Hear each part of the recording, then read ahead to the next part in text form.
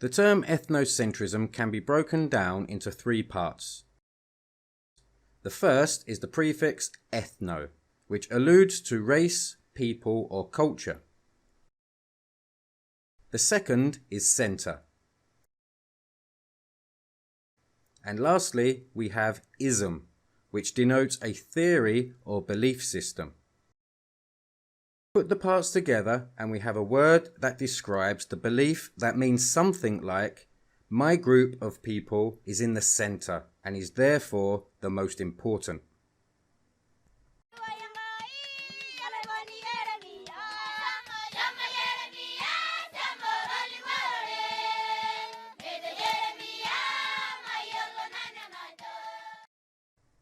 There are many nations, communities or cultures that are centered around a single ethnic identity.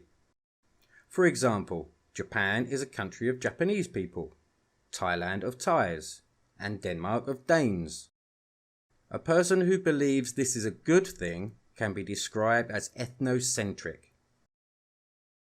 There are many other countries that developed in different ways and are made up from many different ethnicities, such as Brazil, India, or the USA.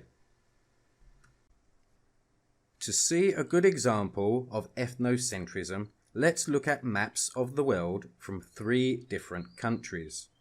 The world to a map maker from the USA naturally would feature the USA at the center, whereas maps produced in Britain or China feature those countries at the center instead. Beginning in the 1960s, many people in Western cultures began to regard ethnocentrism very negatively, as against the Western values of acceptance, tolerance, and humility. Ethnocentrism often results in people from other ethnic groups remaining outside of the community and unable to contribute to the culture in any meaningful way. On the positive side, people within ethnocentric cultures share a common identity and close bonds with each other as a result.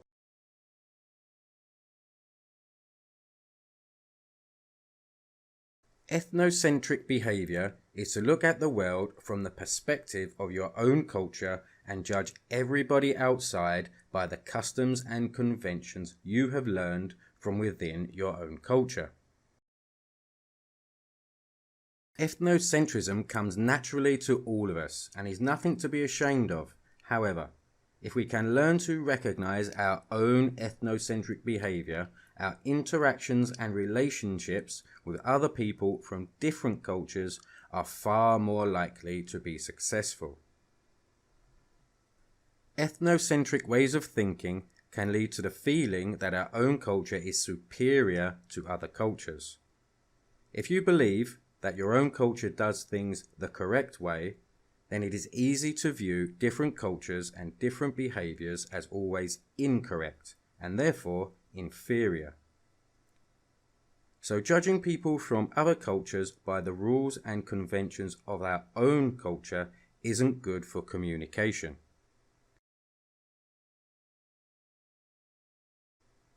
In order to avoid ethnocentric behavior, it is necessary to view people from other cultures objectively and without judgment. Of course, this doesn't mean that we have to compromise our own principles and accept rude behavior, but if we want to communicate with others, then we can't expect everybody else to be just like us.